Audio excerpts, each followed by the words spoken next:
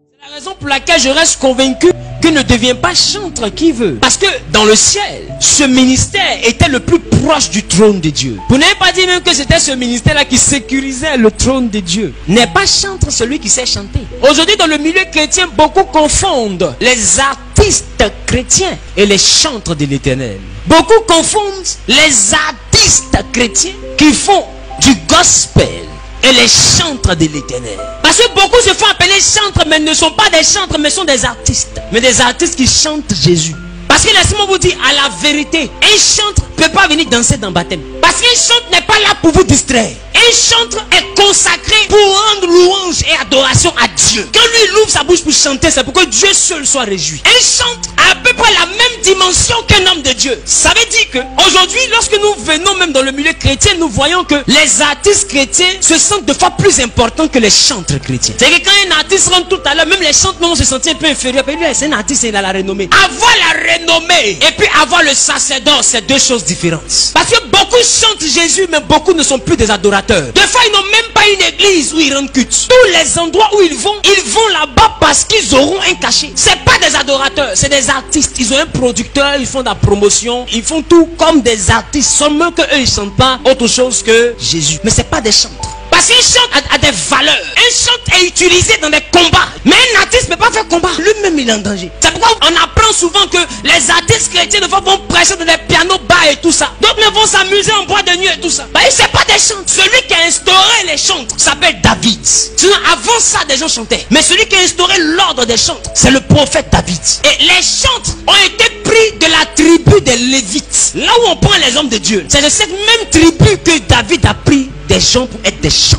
Ça veut dire qu'ils ont reçu la même onction que les hommes de Dieu. Ça veut dire que par les chants, ils peuvent faire des délivrances. Dieu peut opérer des miracles. Par les chants, ils peuvent convertir des gens. Les chants sont des messages qui ont l'onction au même titre que des prédications. C'est la raison pour laquelle parler en guerre, Dieu a demandé à ce que les chantres soient devant. Parce que les chantres avaient l'onction. Ne confondez pas les artistes chrétiens et les chantres de l'Éternel. Normalement, dans le temple, qu'un artiste même arrive, il doit s'asseoir là-bas. Il ne doit pas monter là où les chantres arrivent. Parce qu'il n'est pas chantre qui veut. Mais aujourd'hui, dans les églises, on a des chantres qui ne prient pas, qui ne gênent pas. Tout ils savaient, c'est exercice de voix.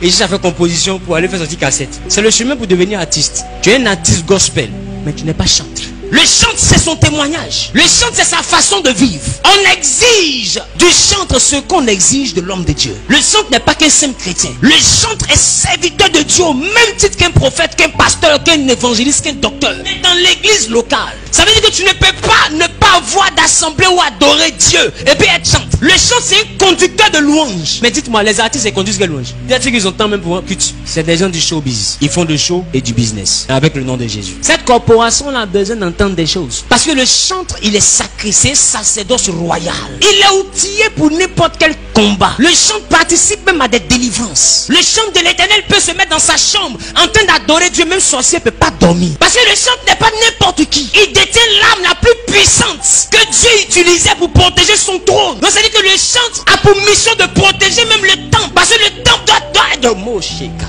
être environné d'une louange et d'une adoration pure, pour que les fondements puissent tenir. C'est la raison pour laquelle quand Satan veut attaquer les églises, majoritairement il attaque les chantres. Parce que c'est un groupe qui est très sensible.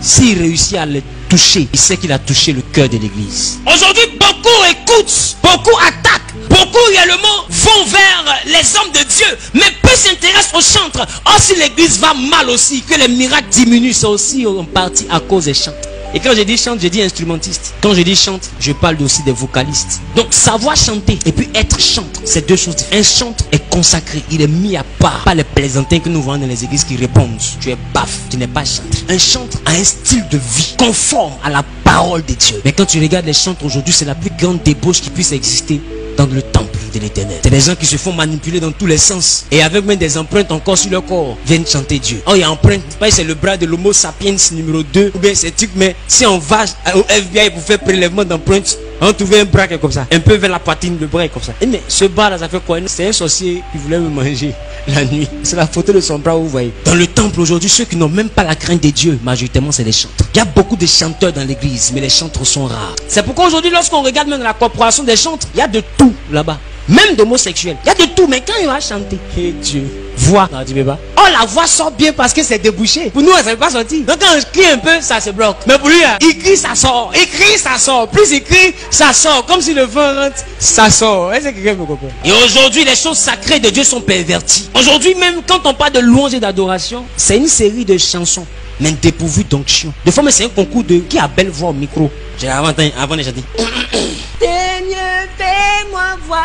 Tu es vaincu. Non, c'est méchant. Il faut faire la différence entre l'envie de plaire et être chantre. Parce qu'un chantre qui rentre en compétition n'est plus jamais un chantre. Parce que quand on est chantre pour plaire à Dieu et non pour être meilleur que les autres. On n'est pas chantre pour dire j'adore Dieu. Vraiment, il y a l'ambiance. Non, tu es un ambianceur. Quand un chantre commence à chanter le Seigneur, c'est les cœurs qui sont touchés, c'est pas les oreilles. Un véritable chantre, quand il commence à travailler, son adoration te plonge dans une repentance. Toi seul, tu te sens sale quand il écoute. Toi seul, tu écoutes. Toi seul, tu pleures. On t'a pas giflé. Toi seul, tu écoutes. Toi seul, tu te mets à genoux. Comme s'il y a une force qui te plie pour te mettre à genoux. Parce que le véritable chantre a l'onction. Il a la présence de Dieu avec lui. Oh, la Bible dit en son nom quoi? Tout genou fléchit. Le véritable adorateur qui transporte la vie de Jésus, lorsqu'il commence à adorer son Dieu, tu vas fléchir ton genou. Ton cœur sera touché. Tu montes, tu descends, ton cœur sera touché. Même si tu es le plus grand païen, quand tu vas l'écouter, tu vas avoir frisson. Il y a quelque chose qui est dans ça.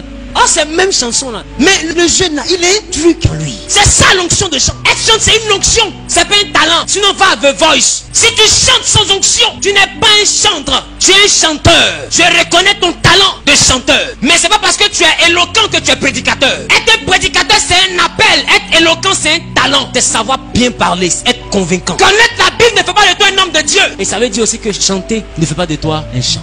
C'est la raison pour laquelle tous ceux qui n'ont pas la vie de chantre et l'appel même de chantre, qui s'amusent à chanter, là, leur vie se mélange après. Et j'ai dit fouiller dans la vie des chantres, ils ont les vies les plus compliquées de l'histoire de l'église. Parce que ce qu'ils ne savent pas, c'est que ce que vous voyez là, c'est des canons. Donc ta voix là passe par quoi? Par quelque chose qu'on appelle un canon. C'est-à-dire quand on entend, c'est une bombe qui doit sortir. C'est pourquoi vous voyez les artistes disent, ce que j'ai envoyé là, c'est ma prochaine chanson, c'est une bombe, c'est une tuerie. Parce qu'il sait ce qu'il a fait passer par le canon. Quand tu as écouté, tu ne peux pas dormir. Et quand tu écoutes, tu ne dors pas. J'ai des reins de ça. Et ils sont ici, ils ont j'ai des reins.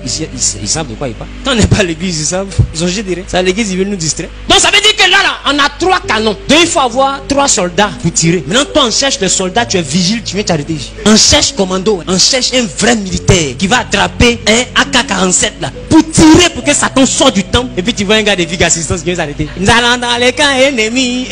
Satan il a dit, mais il y a le sifflet. Ouh. Un policier municipal qui vient s'arrêter derrière là. Nous allons dans les camps ennemis. Tu vas avec qui? Tu t'en vas seul, la vie. On te suivra pas là-bas. Parce que les chantres, c'est le commencement de l'armée. Je viens de vous prouver ça. Bibliquement. C'est la raison pour laquelle vous voyez que quand on doit rentrer dans les combats spirituels, on demande aux chantres de donner des cantiques. Même quand un homme doit commencer à rendre ministère, chasser les démons, il dit donnez-moi un cantique. C'est ce qui montre que le combat va commencer. Donc c'est pas n'importe qui doit parler là. Parce que celui qui va parler là, il va déterminer tout ce qui va se passer après. Celui qui va parler là, c'est lui qui va ouvrir le ciel pour que l'atmosphère prophétique descende. C'est pas n'importe qui. Élisée dit, pour que je prophétise, allez me chercher un joueur de harpe. Ça veut dire un chantre. Élisée prophétise pas sans chantre à côté de lui. Il dit à Akab et Josaphat, vous voulez que je prophétise? Allez me chercher un joueur de harpe. Et la Bible, ils ont envoyé le joueur de harpe. Et pendant qu'il jouait de la harpe, la Bible dit, l'Esprit de Dieu est descendu sur Élisée. Et Élisée a commencé à prophétiser. Vous savez pourquoi David est rentré dans le temple manger des pains de proposition sans mourir? Normalement, c'est le lieu saint. On rentre pas là-bas. Tu rentres, Dieu te frappe, tu meurs. Si tu n'es pas sacrificateur. Mais je vous ai dit quoi? C'est David qui a instauré le régime des chantres. Pourquoi? Parce que lui-même, il était chantre. Les psaumes, c'est les psaumes de David. Or, psaume, c'est l'adoration. Psaume, c'est la louange. C'est-à-dire que David était dans la corporation des chantres. Donc, il pouvait se permettre d'aller prendre des pains de proposition sans que Dieu ne le touche parce que c'était un homme sacré et consacré. C'est la raison pour laquelle quand l'esprit mauvais tourmentait Saoul, c'est David seul qu'on appelait pour apaiser Saoul. Parce que David jouait de la harpe. C'était un instrumentiste. C'était chantre. Le roi a problème. On n'appelle pas quelqu'un. Même prophète, on n'appelle pas. On appelle un chantre. Face à un mauvais esprit, on appelait un chantre. Et David vient s'asseoir au pied du roi. Et quand il commence à jouer, il dit l'esprit laissait Saoul. C'est pas n'importe qui joue. Donc ça veut dire que dans l'œuvre de Dieu, il y a instrumentiste et puis il y a instrumentiste. Il y a pianiste et puis il y a pianiste. Et puis il y a gomboïste. Il y a guitariste et puis il y a guitariste. Ne c'est pas Dieu qui veut, c'est Dieu qui peut. C'est pourquoi j'exhorte ceux qui sont dans la corporation des chantres, qui passent leur vie à être de gombo en gombo. Vous vous mettez dans le danger. La façon la plus simple de gagner votre argent, allez-y faire le concert avec les DJ, les rappeurs. Vous serez à l'abri. Parce que quand tu te mets là, tu es dans une armée et tu es face à un combat. Tu participes au combat au même titre que celui qui a attrapé le micro. Sauf que toi, tu es un mercenaire. Et un mercenaire, il n'est pas du pays, mais on le paye pour venir se battre. Et toi, quand tu viens te battre, on te donne 5 000, donne 10 000 pour la bataille. Et tu es dans la maison et les problèmes de la bataille pour 5 000. C'est la raison pour laquelle ceux qui tournent d'église en église, ils font les gombos, ils font rien à leur argent. Tu peux rien faire avec. Parce que tu te mets dans un combat. Tu vas jamais rien devenir avec. Tu vas te créer des problèmes parce que l'église n'est pas un endroit pour chercher l'argent. L'église est un endroit pour adorer Dieu. Si c'est ton talent, je respecte le fait que tu puisses vivre de ton talent. Mais quand tu rentres dans une église, rentre pour adorer Dieu. Quand tu sors, que tu as ton talent, va chercher ton travail d'instrumentiste dans un studio, dans, je sais pas, auprès d'une maison de production. Je sais pas quoi, mais trouve un travail rattaché à ton talent. Mais quand tu rentres dans l'église, mets-toi avec le vêtement de chantre et adore ton Dieu. Sinon tu vas t'exposer à quelque chose que tu ne maîtrises pas. Donc aujourd'hui l'église est remplie d'instrumentistes, de chantres soi-disant, mais qui sont des artistes. C'est pas des chantres. Parce que même un instrumentiste doit avoir ses jours de jeûne. Parce qu'il a envie que quand il se met à jouer, que ce soit une énergie qui vient du ciel qui sorte. Alors David n'est pas l'homme selon le cœur par hasard. David joue et puis démon qui fatigue Saoul, laisse Saoul. Est-ce que vous voyez de quelle dimension vous parle? Même celui qu'on appelait Ésaü. Ésaü n'a pas été béni par son père. Et la Bible me dit que Jacob a été béni. Mais quand Jacob est parti, Ésaü est rentré dans la maison d'Ismaël. Et il a pris une femme dont le nom signifie instrument à cordes. Et quand il a pris cette femme, cet homme à qui on a dit il n'y a plus de gloire, quand Jacob est revenu de chez Laban, la Bible dit qu'il a trouvé un Ésaü puissant, de sorte à ce que celui que le père a béni s'est prosterné 7 fois en terre avant de croiser celui qui n'a pas été béni. Comment c'est possible ça? Parce que Ésaü allait marier la louange. Et face à la louange, même la bénédiction de Jacob ne peut pas tenir. Aujourd'hui on voit des églises où un instrumentiste fait parler un pasteur à cause de l'argent. Si les chantres même ne respectent même plus le sacré ni l'autorité. Je viens plus ici, moi mon argent, je ne donne pas mon argent, je ne sors pas. Je vous dis, ils font parler du vent. Ça fait que ce sacerdoce est en train d'être vidé de sa substance et de son contenu. Et tout ça participe à l'affaiblissement de l'église face aux ténèbres qui sont en train de pénétrer l'église. Parce que l'église n'a plus de lumière. Les porteurs de lumière se sont éteints. Je vous ai dit qui était le porteur de lumière? Lucifer. Mais depuis qu'il a arrêté de faire sa louange, on l'appelait comment? Satan. C'est il n'a plus de lumière. Il a dit même le maître des ténèbres. Parce qu'il ne peut plus porter de lumière. Donc ça veut dire que si l'église doit briller, il faut d'abord que ce département soit sanctifié. Et Satan ne s'est pas fatigué. Il attaque maintenant la mentalité de nos plus sacrés chantres. Et aujourd'hui, lorsqu'on dit que quelqu'un passe à la télévision, il se sent plus important que le chantre qui ne passe nulle part, mais qui est un conducteur de louange, qui se consacre, qui cherche la phase de Dieu. Ça veut dire que même ceux qui se consacrent là sont frustrés par ceux qui ne se consacrent pas. Et ça donne envie de ne plus se consacrer, de chercher à aller chanter aussi. Et Satan veut rendre tous les chants de l'Éternel artistes. Ça dit, ils chantent, mais sans onction. Prenez le temps et puis remarquez un peu nos chantres même en Côte d'Ivoire. Ils font leur promotion, ils font tous les tapages. Mais comment ils sont devenus riches? Parce que ce n'est pas des chantres, c'est des artistes. Donc ils vont lutter les pains avec les autres artistes. Ils vont lutter les gombos avec les autres artistes. D'autres sont fait clash. Clash musical. Un chantre dans clash. Clash est qui? Un chantre qui ouvre sa bouche, c'est pour que Dieu descende. Mais clash est qui? Clash pour qui? Pour que quelqu'un vote. Si musique chrétienne a gagné, ou bien si musique DJ a gagné. On va descendre l'adoration de Dieu jusqu'au niveau du coupé décalé qui est né avant Thierry. Quelle insulte à l'Éternel. Et des prétendus chantres seront disponibles pour ça. Et vous les appelez chantres. C'est des artistes. Peut-être même c'est des zougouman. C'est des DJ. C'est des reggaeman. C'est des zoukman. Mais c'est pas des chantres. Tu vois même d'autres même venir faire culte. Homme de Dieu, je viens faire culte chez toi dimanche. Ok, viens. Il s'assoit, il fait culte. Quand il finit, homme de Dieu, mon transport. Pour venir adorer Dieu, on va payer ton transport. D'autres même sont dans le ministère de chantre en tant qu'instrumentistes. Quand ils n'ont pas gombo, ils vont pas à l'église. C'est quand il y a gombo, ils cherchent veille. Il n'y a pas une veille où il y a gombo. Attends, où est l'enfant de Dieu qui est en toi? Tu as vendu cet enfant de Dieu là pour 5 000, pour 10 000. Je donne ce message pour que les chantres dans le monde m'écoutent. Redevenez la lumière du monde. Parce que dans le ciel, Dieu comptait sur vous. Alors sachez que sur terre, l'église compte aussi sur vous. Si vous abandonnez vos postes, c'est normal que les hommes de Dieu soient fragilisés. C'est comme si on est obligé de courir un pied. L'autre pied est en train de danser reggae. L'autre pied est en train de chercher 10 000, 10 000. C'est vous, le deuxième pied, qui allez maintenir l'équilibre dans l'œuvre de Dieu.